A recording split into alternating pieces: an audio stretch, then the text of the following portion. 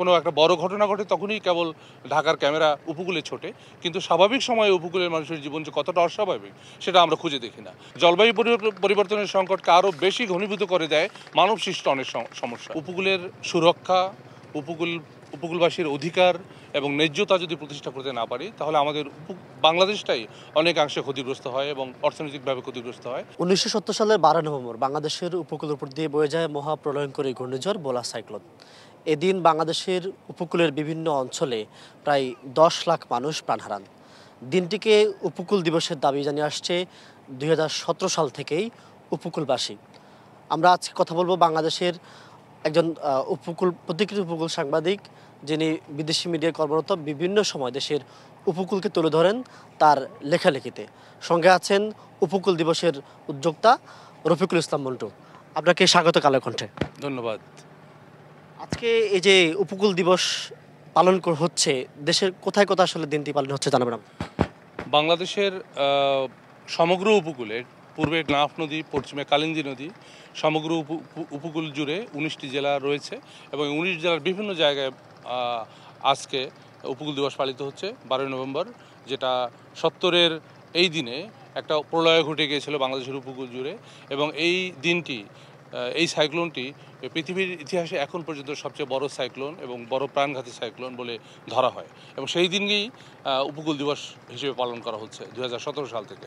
টানা তৃতীয়বার অর্জন করেছে দেশের সেরা সুপার ব্র্যান্ড স্বীকৃতি বসুন্ধরা টিস্যু। কেন আসলে উপকূল দিবস পালন করতে হবে? আসলে বাংলাদেশের সঙ্গে উপকূল দিবসের সম্পর্কটা বলুন। অ্যাকচুয়ালি আমরা যদি বলি যে বাংলাদেশের সামগ্রিকভাবে অর্থনৈতিক বা অন্যান্য বিষয়ের সঙ্গে উপকূলটা সম্পৃক্ত। আমরা উপকূলের সুরক্ষা, উপকূলবাসীর অধিকার এবং ন্যায্যতা যদি প্রতিষ্ঠা করতে না পারি, তাহলে আমাদের বাংলাদেশটাই অনেকাংশে ক্ষতিগ্রস্ত হয় এবং অর্থনৈতিকভাবে ক্ষতিগ্রস্ত হয়। তো ফলে আমরা মনে করি যে এই যে একটা বিশেষ দিন উপকূলবাসীর জন্য, এই দিনে যদি আমরা একটা দিবস হিসেবে পালন করতে পারি, অনেক দাবি দেওয়া তুলে ধরতে পারি, উপকূলের মানুষের কণ্ঠস্বর তুলে আনতে পারি, তাহলে উপকূলের অনেক সমস্যার সমাধান হতে পারে। এবং আমার কাজের যে মূল চিন্তাটা, সেটা হচ্ছে উপকূলের প্রান্তিক জনগোষ্ঠীর যে সমস্যাগুলো, সংকটগুলো, তাদের কণ্ঠটা আমরা কেন্দ্রে নিয়ে আসতে পারি না। আমরা যদি কোনো একটা বড় ঘটনা ঘটে তখনই কেবল ঢাকার ক্যামেরা উপকূলে ছোটে, কিন্তু স্বাভাবিক সময়ে উপকূলের মানুষের জীবন যে কতটা অস্বাভাবিক সেটা আমরা খুঁজে দেখি না। কিন্তু এই স্বাভাবিক সময়ের চিত্রগুলো আসলে নিয়মিত আমাদেরকে মিডিয়াতে নিয়ে আসতে হবে, যাতে নীতি নির্ধারণী পর্যায়ে, দাতা সংস্থা পর্যায়ে, দেশে বিদেশে এটা ছড়িয়ে পড়ে এবং সংকটের সমাধান হয়। আপনি তো দেশের বিভিন্ন উপকূলে প্রায় 710 কিলোমিটার তটরেখার কাজ করেন। সেক্ষেত্রে উপকূল অঞ্চলে গেলে কী ধরনের সংকট বেশি আপনাকে আঘাত করে? মানে এখন তো জলবায়ু পরিবর্তনের ফলে বাংলাদেশের উপকূলটা অনেক বেশি সংকটাপন্ন। এখানে প্রতিনিয়ত ঝড়, ঝঞ্ঝা, জলোচ্ছ্বাস, নদী ভাঙন, সাইক্লোনগুলো ঘন ঘন আঘাত করছে। 70-এর সাইক্লোনের 12 নভেম্বরের সাইক্লোনের কথা আমরা বলছি বটে, কিন্তু সেই সময় কিন্তু সাইক্লোনগুলো অনেক দিন পরে পরে হতো, অনেক বছর পরে পরে হতো, কিন্তু এখন দেখা যায় প্রায় প্রতি বছর আমাদের উপকূল অঞ্চলে ঘটনা ঘটছে, সাইক্লোন আঘাত করছে। সাইক্লোন না হলে এত বড় একটা নিম্নচাপ হয়ে যাচ্ছে, যাতে করে জোয়ারের পানি, সমুদ্রপৃষ্ঠের উচ্চতা বেড়ে যাওয়ার ফলে জোয়ারের পানি মানুষের বাড়িঘর ব্যাপক ক্ষতিগ্রস্ত করছে। এবং আমি উপকূলে যে সংকটগুলো দেখি, তার মধ্যে প্রধানত জলবায়ু পরিবর্তনের ফলে একটা সংকট আছে। আর একটা হলো যে প্রান্তিক জনগোষ্ঠীর কাছে আমাদের সরকারি বেসরকারি পর্যায়ের তথ্যগুলো, তাদের সেবাগুলো পৌঁছাচ্ছে না। মানে কোনো একটা এনজিও যখন কাজ করে, সে কিন্তু প্রান্তিকে যিনি থাকেন তার কাছে যায় না, কারণ তার কাছে গেলে অনেক সমস্যা আছে, সংকট আছে। তো সেক্ষেত্রে আমরা দেখি যে জলবায়ু পরিবর্তন জনিত একটা সমস্যা, মানবসৃষ্ট একটা সমস্যা, জলবায়ু পরিবর্তনের সংকটকে আরও বেশি ঘনীভূত করে দেয় মানবসৃষ্ট অনেক সমস্যা, যেটা আমাদের উপকূলের জন্য অনেক বড় সংকট। আমরা উপকূলের মানুষের সেবার কথা বলি, নাগরিক সেবার কথা বলি, শিক্ষা, স্বাস্থ্য, যোগাযোগ, বিভিন্ন কথা আমরা বলি। অনেক পরিকল্পনাও সরকারের রয়েছে, বেসরকারি পর্যায়ে রয়েছে। এগুলো আমাদের প্রান্তিক পর্যায়ে পৌঁছাতে অনেক ঝামেলা আছে এবং অনেক সমস্যা আছে। এগুলো আসলে অনেক মানুষের কাছে পৌঁছাচ্ছে না। আর একটা জায়গা যদি আমরা বলি যে পলিসি আমরা করছি, নীতি নির্ধারণী পর্যায়ে থেকে আমরা উপকূলবাসীর জন্য অনেক ধরনের পলিসি আছে, ক্লাইমেট, এটা সেটা অনেক কিছু, কিন্তু এগুলো আসলে মানুষের কাছে কতটা আমরা পৌঁছাতে পারছি? একটা নীতি বা একটা আইন আছে, আইনটা কতটা উপকূলবাসীর জন্য মানে প্রযোজ্য বা তাকে আমরা ইমপ্লিমেন্ট করতে পারছি, এটা একটা বড় সংকট। আর একটা ব্যাপার হচ্ছে যে আমাদের উপকূলের মানুষ এই সংকটের মধ্যে থেকেও তারা নিজেরাই অভিযোজন করে, নিজেরাই খাপ খাইয়ে নেওয়ার চেষ্টা করে, কিন্তু সেটাকে আমরা কতটা অ্যাড্রেস করতে পারতেছি? কোনো এক কৃষক কোনো একটা সলিউশন বের করেছে, লবণাক্ততার থেকে মুক্ত পাওয়ার জন্য সেটা আমরা তুলে এনে সেটাকে আমরা ইমপ্লিমেন্ট করতে পারি কিনা, আরও বেশি ছড়িয়ে দিতে পারি কিনা। অথবা আমাদের উপকূল অঞ্চলে বাস্তুচ্যুত মানুষের একটা বড় সংকট রয়েছে, যারা স্থানচ্যুত হচ্ছে জলবায়ু পরিবর্তনের ফলে, নদী ভাঙন, লবণাক্ততা বা আদার্স অন্যান্য প্রবলেমের কারণে। এই মানুষগুলোর জন্য আমরা কিছু আসলে করতে পারছি না। এরকম হাজারো সংকট আমাদের উপকূলে আছে। উপকূলে আমরা দেখি যে ঝড় জলোচ্ছ্বাস আসলে বাংলাদেশের বিশেষ করে ঢাকার মিডিয়া উপকূলে যায়, সেক্ষেত্রে উপকূল সুরক্ষার উদ্যোগ সরকার আসলে কতটা নিচ্ছে, কোথায় আসলে ঘাটতি?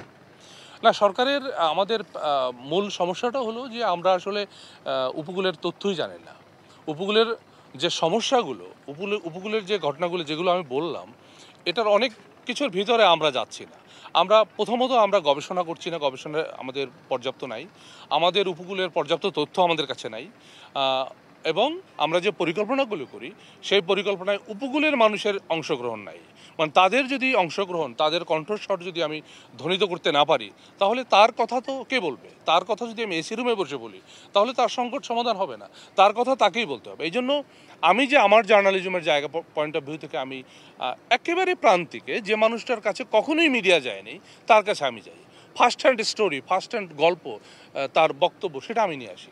এভাবে করে আমাদের উচিত হবে যে আমাদের সমস্যার সমাধান করতে হলে তাদের কথা শুনতে হবে। তার সমস্যা কী, যে 1, 2, 3, 4 এরকম অনেক রকমের সমস্যা তার আছে, সেই সমস্যাগুলো তাকে মানে চিহ্নিত করতে হবে, তারপর সমস্যার সমাধানের দিকে যেতে হবে। এবং যে পলিসিগুলো আছে সেই পলিসিগুলোর মধ্যে তাকে ঢোকাতে হবে এবং তার সমস্যা সমাধানের একটা নির্দেশনা থাকতে হবে এবং বাস্তবায়ন হতে হবে যথাযথভাবে, তাহলেই তার সংকট সমাধান হবে। 2017 সাল থেকে উপকূল দিবস পালন করে আসছেন, এত বছর পার হলো এখনও আসলে বাংলাদেশে সরকারি স্বীকৃতি পেলেনি। আমরা বিভিন্ন সময় দেখি ডিম দিবস থাকে, আরও দিবস থাকে, কিন্তু আসলে উপকূল দিবসের বিষয়টি কেন আসলে অবহেলার চোখে দেখা হচ্ছে? উপকূলের জন্য কোনো দিবস ছিল না। আজকে যে দিনটা 12ই নভেম্বর উপকূল দিবস হিসেবে পালিত হচ্ছে সারা উপকূল জুড়ে, এবং আমি খুব আশান্বিত হই যে উত্তরবঙ্গের অনেক জায়গা থেকে আমাকে বলে যে আমরা কি উপকূল দিবস পালন করতে পারি। আমি তাদেরকে বলি হ্যাঁ, পালন করতে পারো তোমরা। অ্যাকচুয়ালি আমি উপকূলের পথে হাঁটতে হাঁটতে আমি চিন্তা করলাম যে উপকূলের জন্য কোনো দিবস নেই। তো আমি খুব সম্ভবত তখন আমি পাইকগাছার কোনো একটা গ্রামে, আমার মাথায় আসলো চিন্তাটা, আমি রাতে অনেক ভাবলাম, পরে চিন্তা করে দেখলাম যে আমি একটা দিন প্রস্তাব করি এবং সেইটা খুঁজে খুঁজে আমি দিনটাকে বের করি যে 12ই নভেম্বরই হতে পারে একটা উপকূল দিবস। এবং আমি 12ই নভেম্বর উপকূল দিবস হোক এই শিরোনামে 2016 সালে বিভিন্ন পত্রপত্রিকায় লেখালেখি করি, জনমত গঠনের চেষ্টা করি।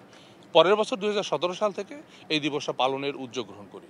অ্যাকচুয়ালি যে কথাটা আপনি বললেন যে সরকারি স্বীকৃতি আমরা দাবি করছি বটে, কিন্তু সরকারি স্বীকৃতি না হলেও যে কোনো দিবস পালন হবে না তা কিন্তু নয়। যেমন বিশ্ব অনেক দিবস রয়েছে যেটা সরকারি কোনো স্বীকৃতি নাই কিন্তু দিবস হিসেবে পালন হচ্ছে। তো আমরা এইটা দাবিগুলো তুলে ধরছি। যেমন এবছর আমরা বলছি সুরক্ষা, উপকূলবাসীর জলবায়ু পরিবর্তনের প্রভাবে উপকূলবাসীর সুরক্ষা, তাদের অধিকার এবং তাদের ন্যায্যতা, এইটা প্রতিষ্ঠার জন্য আমরা এই দাবিটা করছি। এবং আরও একটা বিষয় আমি যোগ করি যে শুধুমাত্র উপকূল দিবস না, আমরা বিশ্ব উপকূল দিবস বা ওয়ার্ল্ড কোস্ট ডে পালনের জন্য এবছর নতুন একটা আমরা উদ্যোগ গ্রহণ করেছি, যাতে করে বাইরের মানুষকে এটার সঙ্গে যুক্ত করা যায়। বাংলাদেশিরা বাইরে আছে অথবা বাইরের মানে পৃথিবীতে 6,20,000 কিলোমিটার উপকূল রয়েছে। আমাদের যেমন 710 কিলোমিটার রয়েছে, সারা পৃথিবী জুড়ে রয়েছে 6,20,000 কিলোমিটার উপকূল। তো সেখানে বিপুল সংখ্যক লোক, প্রায় 215 কোটির মতো মানুষ উপকূল অঞ্চলে বসবাস করে। এই উপকূলের 150 কিলোমিটারের মধ্যে বসবাস করে।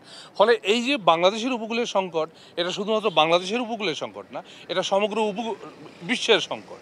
তো সুতরাং আমাদেরকে সবাই যদি আমরা এগিয়ে আসি এবং এটাকে যদি একটা বিশ্ব উপকূল দিবস হিসেবে, মানে ওয়ার্ল্ড কোস্ট ডে হিসেবে এটা প্রতিষ্ঠিত হয়, তাহলে আরও বেশি বিস্তৃত পরিসরে উপকূল নিয়ে কথা হবে।